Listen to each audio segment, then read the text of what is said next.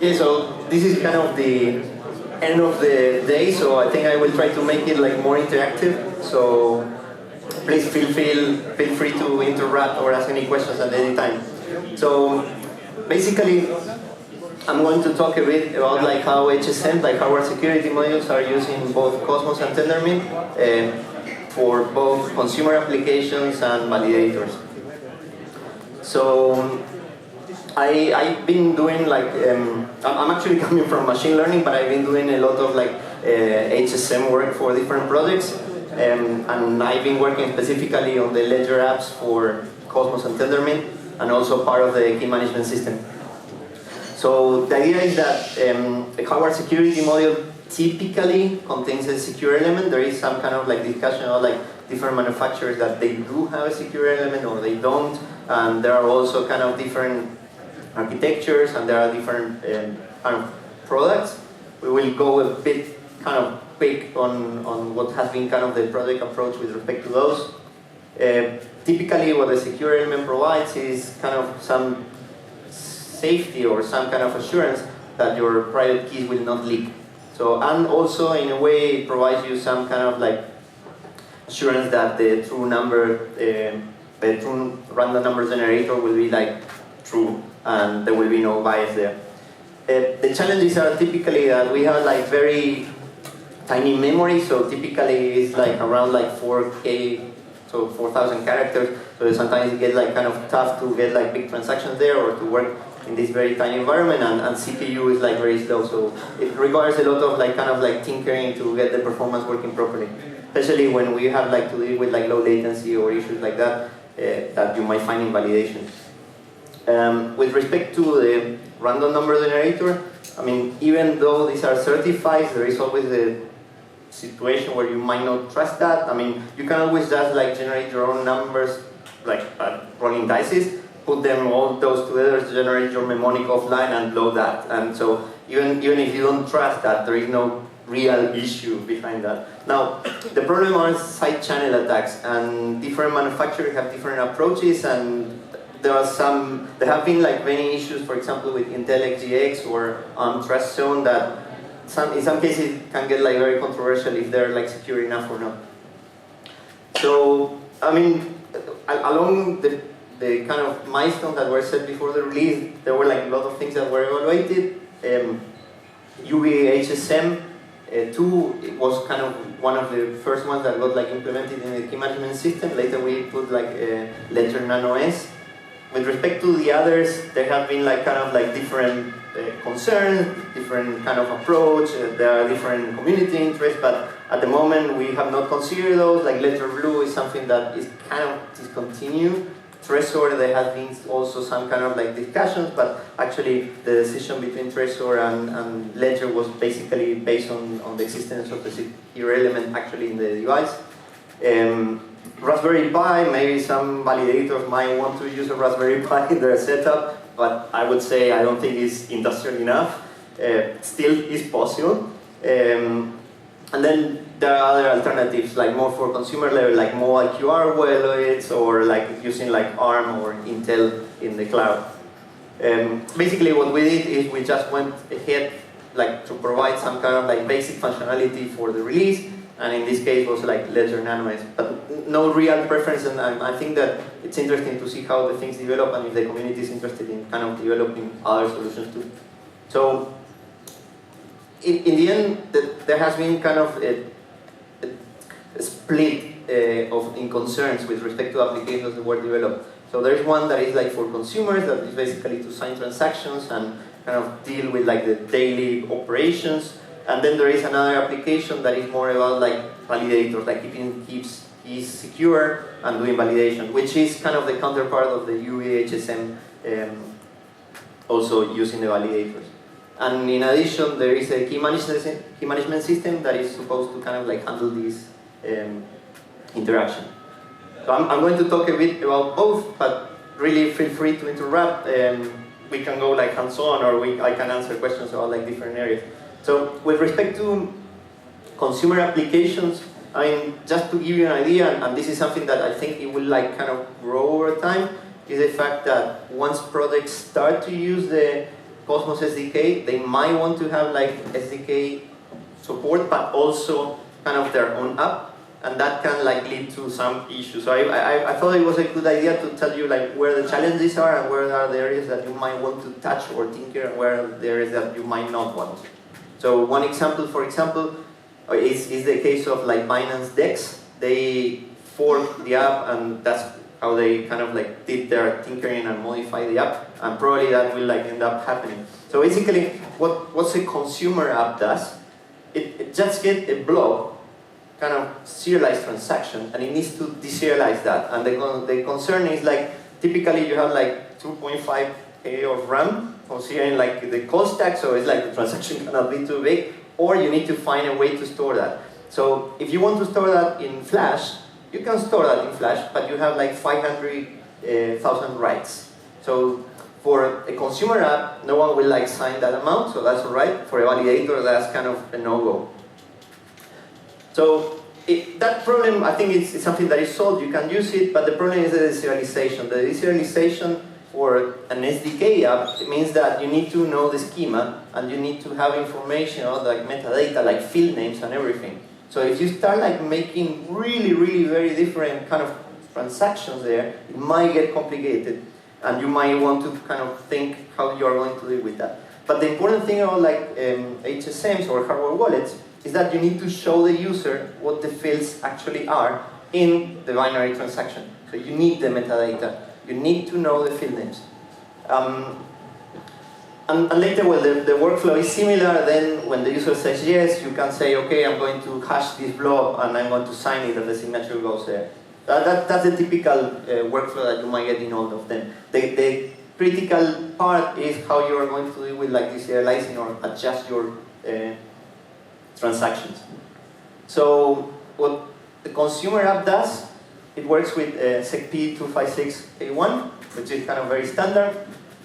And because we wanted to keep generic, it feels strange, but we decided to have transaction expressed as canonical JSON. That's basically JSON sorted and kind of like we removed, and we put a little bit of constraint so they always look the same. Now, what that brings is that if you know how a Cosmos transaction looks like, there is a field called messages that is kind of a free field. I mean, you can put messages that are like, I don't know, send money or something like that, and we actually do not know what you're going to be doing there. And what we do is we kind of like traverse the JSON, and we traverse those transactions, and we use the field name that you put in your canonical JSON, and we show that in the screen of the device. Now, that sometimes feels strange, because if you start using very odd programmer-like names, then the user will see that in the screen, and it feels like, okay, I don't understand what actually amount means. So that's kind of a problem, and you won't be able to adjust that too much. So if you use the reference app that we have implemented in Cosmos, you will have this challenge. If you want to have something that looks like nicer, you might need to adjust the app to kind of make it user-friendly. Ledger will not like if the app is not user-friendly. And that brings me to kind of another issue. Well, I'm going to talk a bit about that. We have integration libraries for Go, Rust, Python, and JS. So that handles all the communication between your app and the device. So the other issue, if you are an SDK project, is that once you make your adjustments to the app, you might want to publish that app. But there is a problem there. So typically, Cosmos right now works with like a derivation path. So the keys typically are derived starting with like 44,118. That's the number that Cosmos has registered for atoms. But you might need to register a different path. So if you need to do that, you need to do a SLIP 044 registration. You need to register your own second number in the bit 44 path. And once you do that, you can send that to Ledger. Ledger will like review your app, and it will sign your app, so it cannot access keys that do not start in that path. So you are kind of constrained by the derivation path.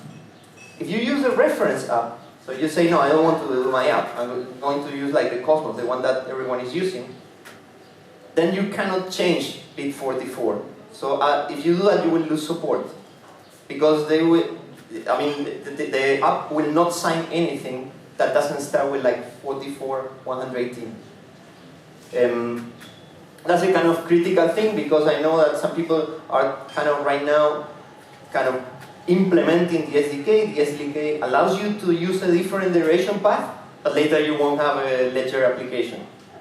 And it might happen with all the other hardware wallets, because Sleep 44 applies to most of them. Trezor does the same. So that's one thing that is important. The other is that the app might not be generic enough for you, so you might still have to do it. And one case was, for example, by Nano X, that they forked the app, and they have, I mean, I work with them, like, kind of adjusting things. So this is kind of a quick reference. I mean, those are the two apps.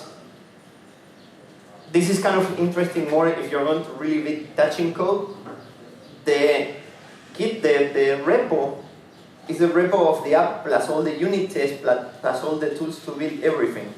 But the app has to be, so Ledger takes the app and forks your app, but they don't want, and they don't need your unit test, and they don't need all the kind of like layout of the repo.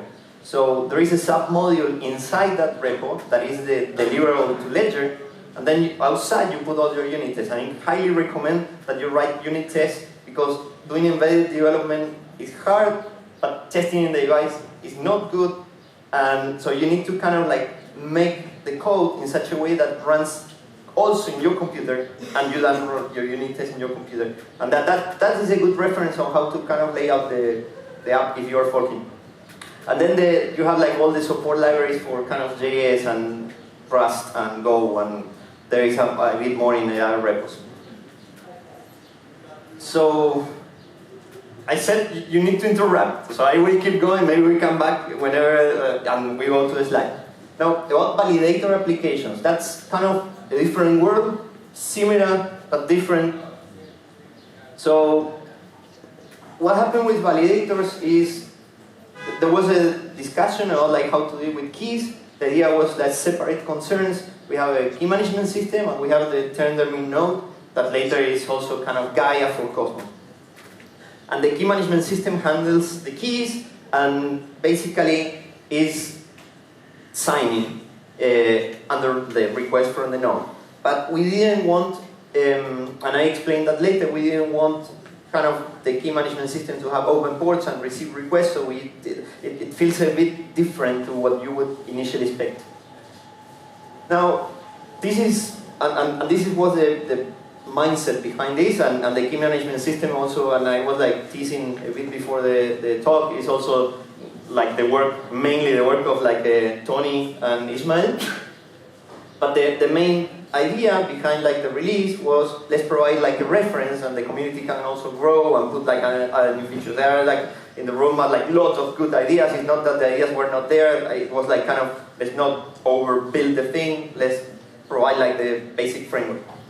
So what you can do, you can today keep the files, keep the keys in a file system.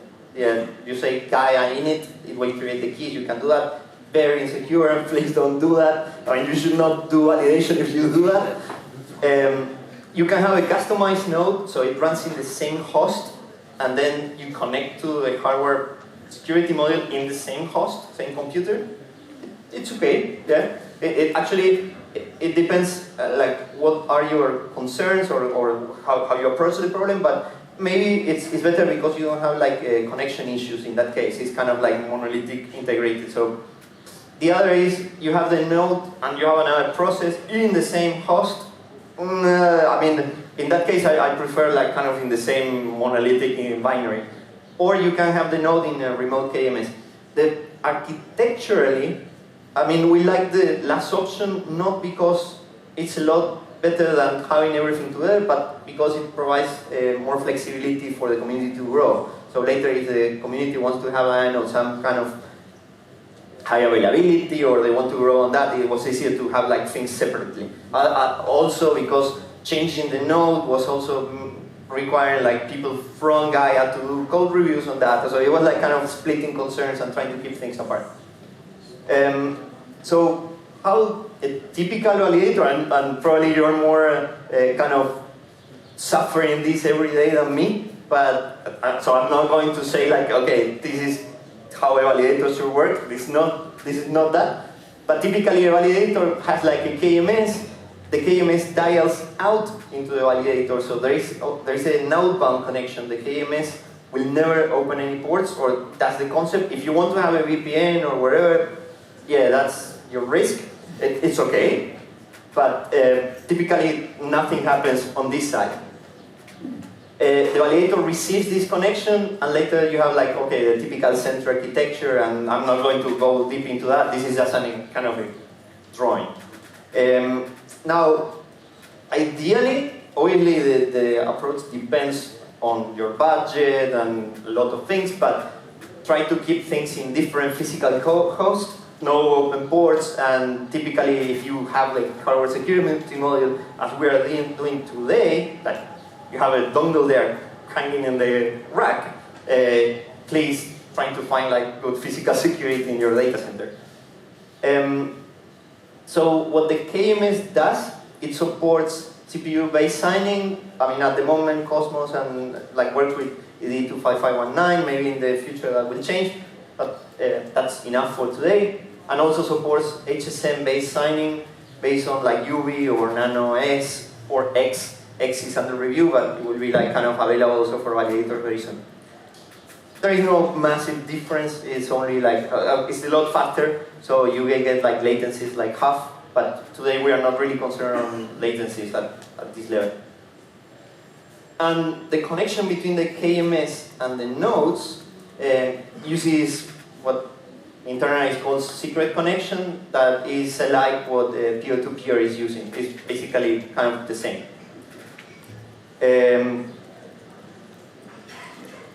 So now there is another kind of thing that I will like go deeper in a few minutes, but we use ED 25519 in Gaia. That's what you typically have, like a pair of private and secret, private and public keys. But in hardware security models, it's slightly different. So the problem is that the hardware wallets typically share a mnemonic through all the apps that are storing the hardware wallet. So you cannot actually have a mnemonic per app. You have a single mnemonic, and then there is a derivation path that is applied. There has been a lot of discussion and a bit of disagreement about like using bit32 hardware, like HD derivation with ED 25519.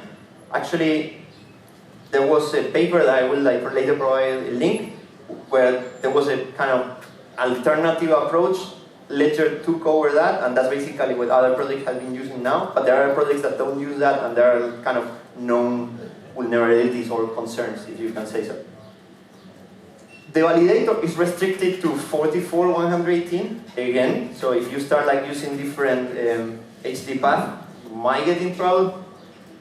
And because we didn't care about like being flexible, now in this case the message format is amino, so it's a lot faster and like low latency. We don't want to go with JSON here because it's a bit uglier when it's not necessary. And another advantage that Ledger provides is that it has double sign protection. So it tracks, it deserializes amino, and it tracks which is the current round and block that is being signed, and it only signs monotonically increasing votes. So it can never sign twice. That's kind of, even if there is kind of a compromised KMS process or anything is compromised in the network, the HSM will never sign like twice. And obviously, well, KMS integration. So this is a kind of like quick recipe. There might be details that are not perfect, but I enjoy that they're not perfect, so you don't follow the recipe and you make a mess because you don't understand. So you should not do, if you fail and if you know how to fix it, then you should think about like being a validator.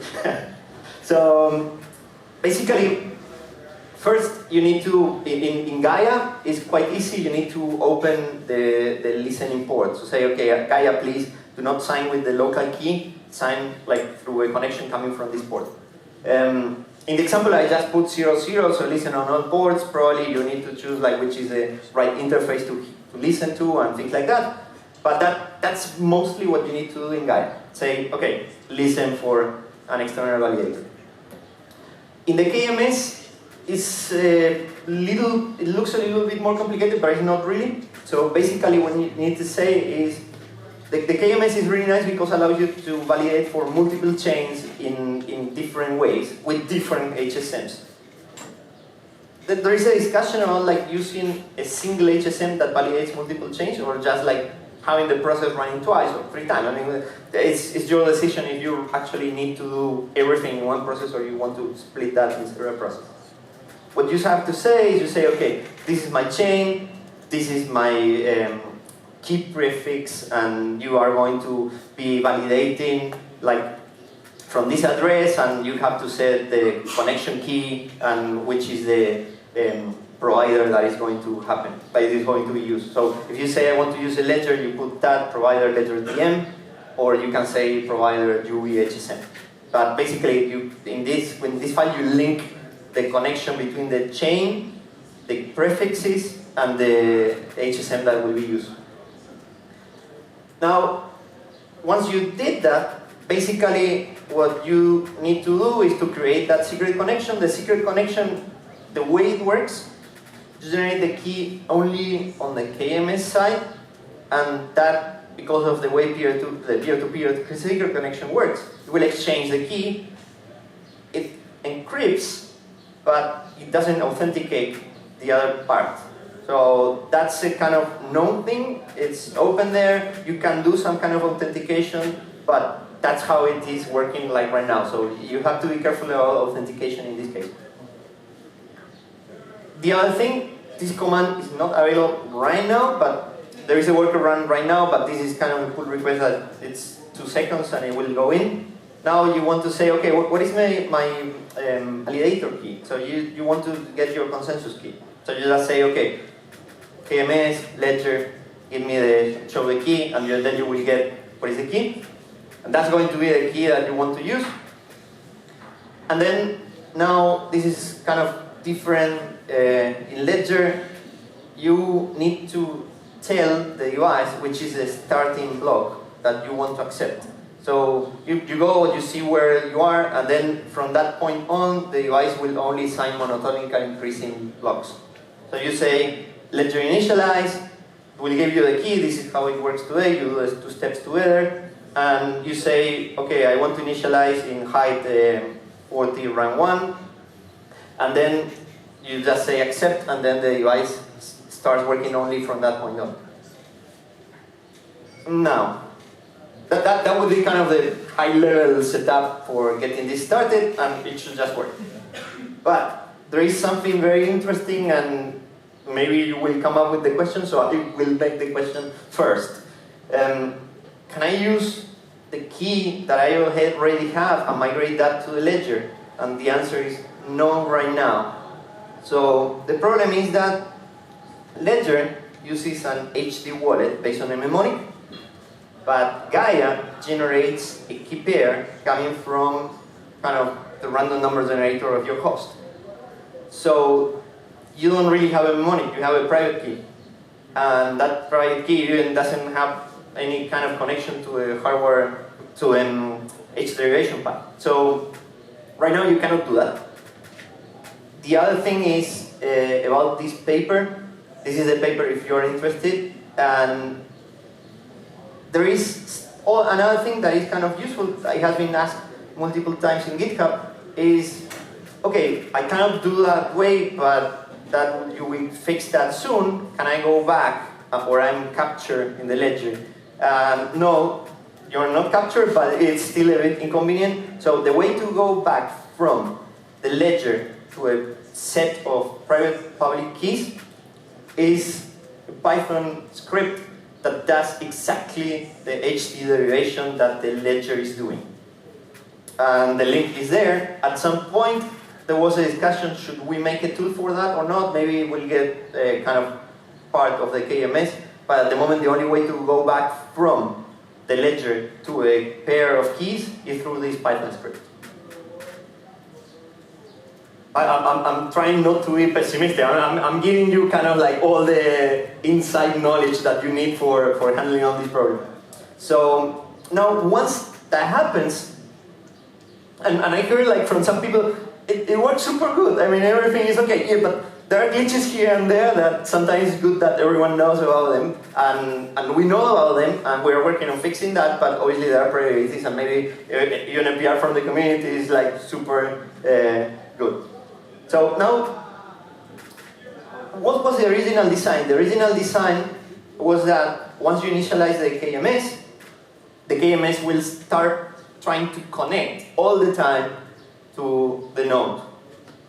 And that's all right, but there is a kind of tiny glitch that you need the ledger to be plugged and the pin enter. It needs to be in the perfect kind of initialized state for the KMS to start.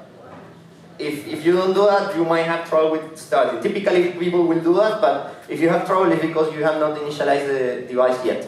That's a KMS kind of tiny thing, but that's the reality today. Now, GaiaD is a little more kind of picky. So the problem with GaiaD is the following. GaiaD was kind of designed in combination with KMS, thinking that GaiaD was going to run as a daemon and continuously kind of rebooting. So it's supposed to be doing that. But if you're like kind of developing or doing something locally, and the KMS is not running, and you start running like GaiaD before, then GaiaD fails, because after some time cannot get the key from the KMS, like the pub key, so it fails.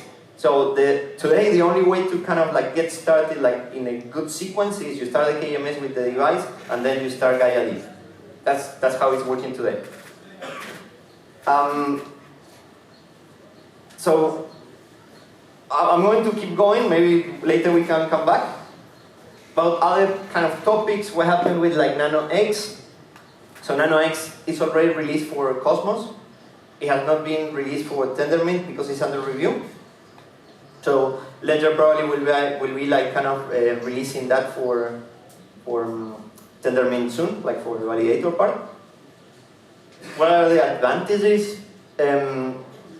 Obviously for users it's a lot more convenient. It has like better UI, better kind of like screen. There is Bluetooth support, but Bluetooth support typically is for mobile phones, and we don't have like kind of strong, or at least I'm not aware of a very strong kind of like mobile wallet, kind of binary real app, not like a web. So at the moment there is no, I have not seen anyone like doing a Bluetooth integration. Advantages is you have a lot more memory. So if you are like working and you're trying to do something with that, with Nano X, you will have like much more room. You have at least like 40K, which is like 40,000 characters, but still it's like massive. There was a problem about 2 weeks ago, as soon as the Nano X was released, and the solution is not available for S because there is no actual solution. There is no space. If you make a huge transaction, there is no space in the device to sign the transaction. So typically, what happens is, if you, for example, you want to get your rewards or make a transaction that in the message field has like lot of items, it will not fit, and it will tell you that it's not possible to tokenize the information. I had that issue. Yeah, I know. I didn't have the permission to say that's the guy, but that's the guy. so actually, what we did. It's only fixed with Nano X, right? So there are two fixes. I think they have emerged like long ago. So Gaia CLI splits in several groups of transactions. So with Gaia CLI, it will like fix it. In Nano X, in version 1.0, it's not fixed because it's the same phenomenon in a way. But later it's fixed, and now in Nano X you can have like transactions of, I don't know, like 16K, like massive. Hopefully it's going to be bigger than the amount of validators. I mean, it's quite big. So But I think that those are kind of like the important things on Nano X with respect to the software. The other things are similar and apply all the cases. Like if you fork the apps, then you have to be careful with the derivation path and things like that. So the roadmap, and maybe this is more like for questions or an exchange. There are a lot of things that have been discussed. Actually, we were like talking with someone about like Raft yesterday, but later there is also kind of an issue in GitHub that has been there for a really long time on like using Raft. The thing about like, should a KMS support multiple devices? Do you really need that? Can you just run like KMS like multiple times? It's possible to do that, but it's something that it doesn't happen yet. There is also like key delegation, so there is an issue that is quite interesting. I think it's something that as a community or like the team will like do like very soon. That is like kind of you can sign that you derive your kind of validation power to another key, and then you can revoke the key, or the key only runs for a certain time. So actually your key is in a hardware wallet at home or in kind of like cold storage or whatever, and then you send the stuff like to the host that is doing the validation every week or something like that. So then if something kind of attacks that, it's not actually that one, that is worth only for a certain period. Then you can have like kind of a chain of like validators that like validating the validator or stuff like that. With respect to standby nodes, that's a very easy one that probably, I mean, we have been discussing that too. That is the idea that you can have like multiple nodes that are not actually running, but because the KMS is doing an outbound connection and connecting to the node, it triggers the node to start. So actually you can do a kind of like run robin or kind of like a randomized validation. So you have like the validator in different zones, and the KMS is driving which is the actual machine that is doing the validation. So you can have a kind of like higher availability in that way, and also kind of like messing up like whoever, you never know where the validator is actually validating.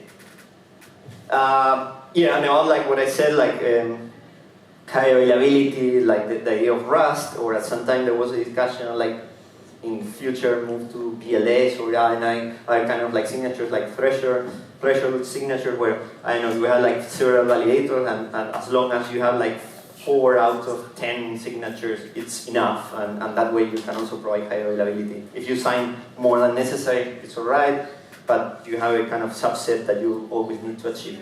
So this is kind of ideas in the roadmap, but I think it's more like kind of a exchange with the community, and also kind of prioritization in the project, and like deciding which path to take or what's coming.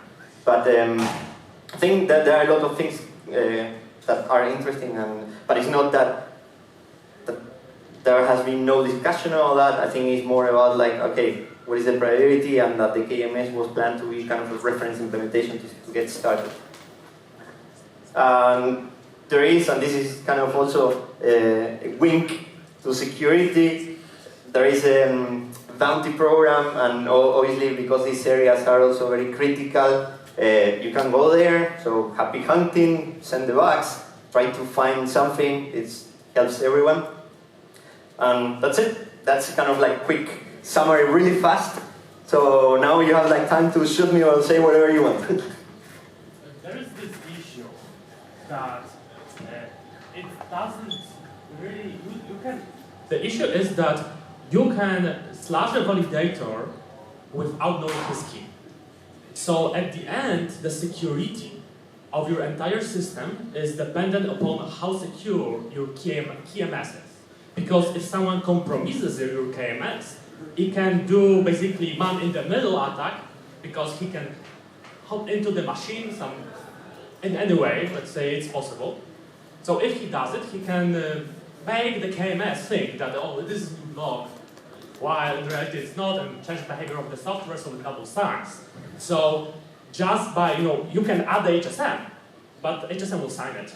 Because the KMS that protects you from double sign, let's say, it doesn't run in, like, say, some secure enclave.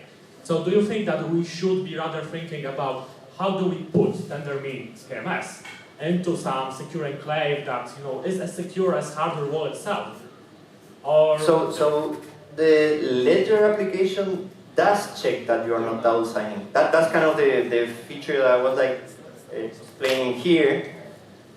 It keeps in RAM what was the last block inside the secure element, and it doesn't sign if the thing is not moving forward. So and this is kind of, I forgot all the joke about the taxi, but I know that some people had that problem, and also I don't want to say the name, but the problem with this is that if you ever have a problem and the key, I don't know, is unplugged or whatever, you need to initialize that manually today. Which makes sense, because you lose the tracking, you might get slashed. So you need to say, okay, now can you start signing from this position forward again?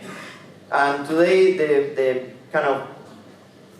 the amount of money that you lose because of like not validating for 2 hours compared to getting slashed, I mean, some people decide to go that way and they say, I don't care. I mean, I prefer not to get slashed and to have the kind of like monotonically increasing HSM voting than to kind of have this issue that. So what you're saying is true in a lot of cases, but in the case of Ledger, no, you don't have that issue. It's running in the case. So this is the best solution right now, as I see.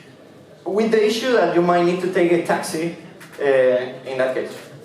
So with the session keys, what we were like discussing, or like here, like key delegation I can later share the GitHub issue, is that you can say, okay, I want to enable, like send a message and enable that hardware security module to start like signing from block something forward for 7 days, and later even you can say, no, I don't want that, I want to revoke that because I don't trust that. And maybe you have a few hardware security modules spread in different cases and you can enable and disable or something like that. But that's kind of future. Hi, Juan. So I have a ledger-related and an AMS-related question. The ledger-related is, you mentioned that the vFlash might burn out at around 500,000 writes, right? Yes.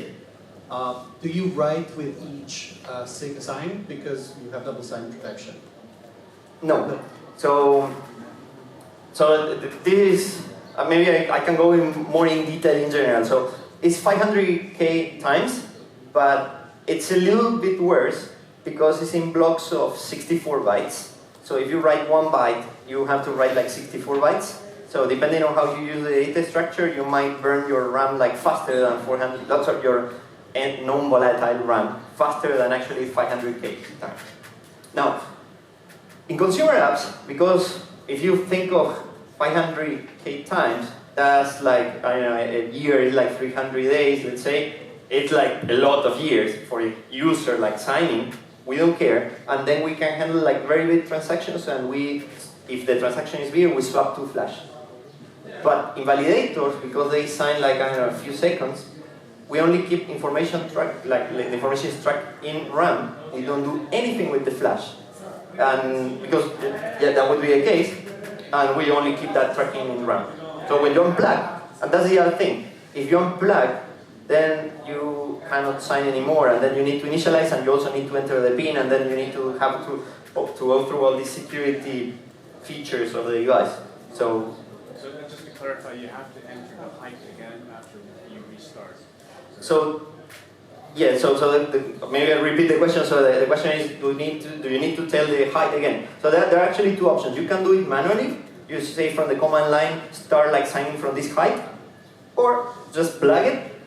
It will receive the next vote, and the device will say, I'm not initialized, I'm receiving vote number something. Do you want to go ahead? And then you say yes, and then it goes ahead. So it's like two options. But some people want to, when you do the configuration, you want to kind of like have the ability to say that in advance and prepare everything. So the command line allows you to do that, but otherwise it gets initialized on the first vote.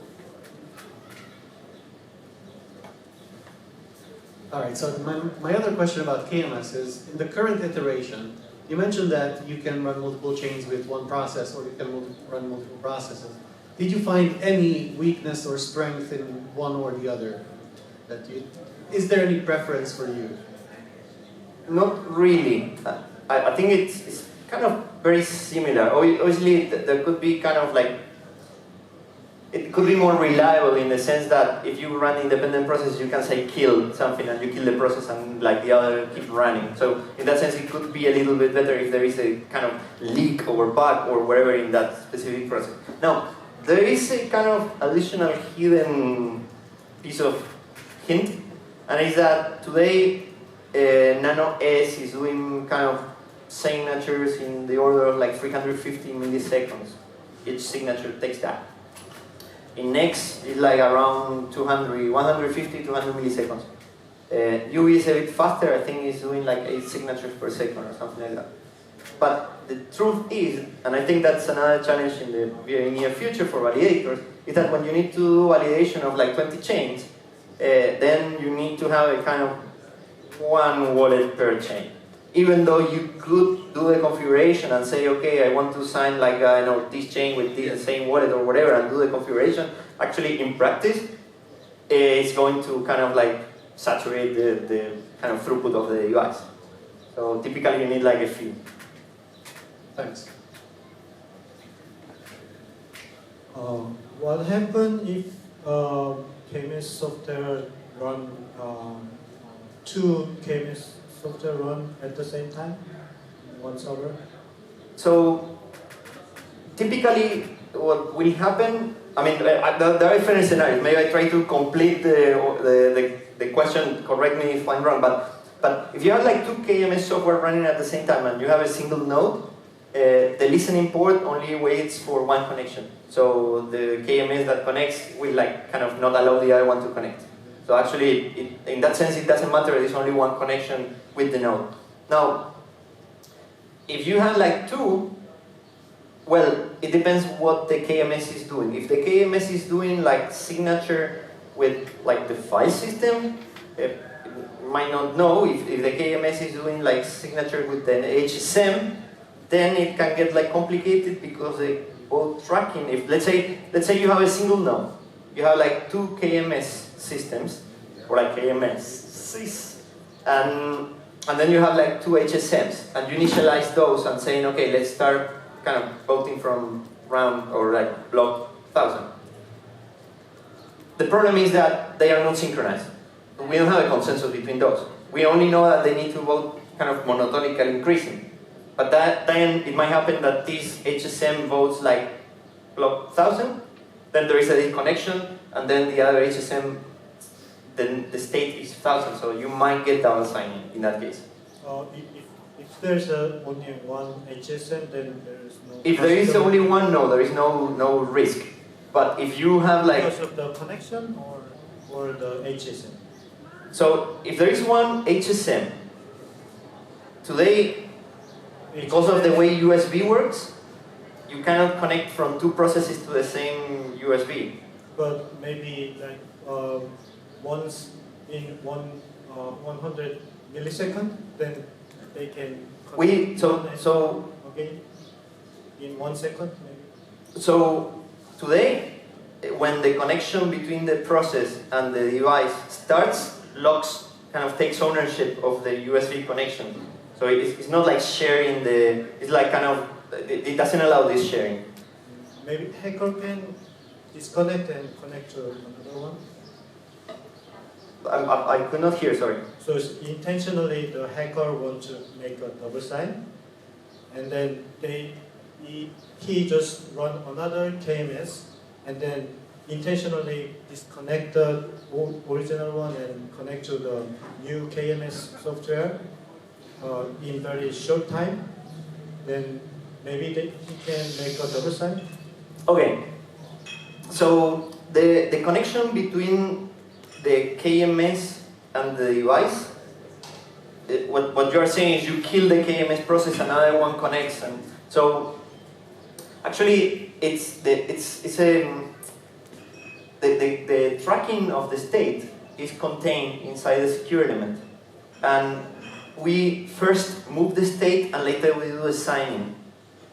So if you were to, for example, receive a signature from the HSM, the state has already been like advanced, so you cannot get another signature like because the state has already been advanced. So even if you have like a KMS that is saying, please sign 1,000, and before the HSM finishes, you somehow unplug or whatever, even if you did that, the state has already been advanced. So there is no actual way that you can like kind of tamper with that tracking. But I hope that kind of explains the whole tracking is happening inside the device. So, and it's like first advanced state, second sign. So there is no way you can like kind of cheat that. So you also cannot refix the height configuration to start height? To fix the height configuration, you need to unplug and initialize the device again. You cannot change. There is no. So this command is actually, there is no command to set the height. There is no command. I mean, this is a kind of like a cheat that we use for configuration. What this command does, the initialize, it creates a vote with that height, like a fake vote. And the device says, okay, I need to get initialized. And because it's the first vote, it doesn't answer. So actually, it's another vote that is initializing the device. Once it's initialized, it doesn't care about like what you are doing. So you cannot say, oh, I want to reinitialize. The only thing you can say is, please vote, please vote, please vote. So once the device has been initialized, it's kind of frozen. The only thing you can do is unplug the device, plug the device again, and make it to vote. Obviously, all these questions are kind of like workarounds. Please try and go to the bounty program. I mean, we are like super happy to find exploits. But I think in that case, I hope we are safe. Have budget, we'll pay. Is there a risk of the physical attack? Like, I know that there are like two different microcontrollers, right? Inside the network. Like one that's like secure and like one that's... We're out of time, guys. I'm so sorry. I answered this one like super fast. If someone like gets into, like, where is that this application actually run? Does it run on the secure element? Everything runs secure element. There are two CPUs in the S. There is only one in the X. But later we can take it offline. Yeah. All right. We're all out of time for this session, but we'll be back in about 15 minutes to kick off a fireside chat with Zaki and Preeti of First Story. So thank you so much, Juan. Thank you. And everyone, shake him down and continue asking him many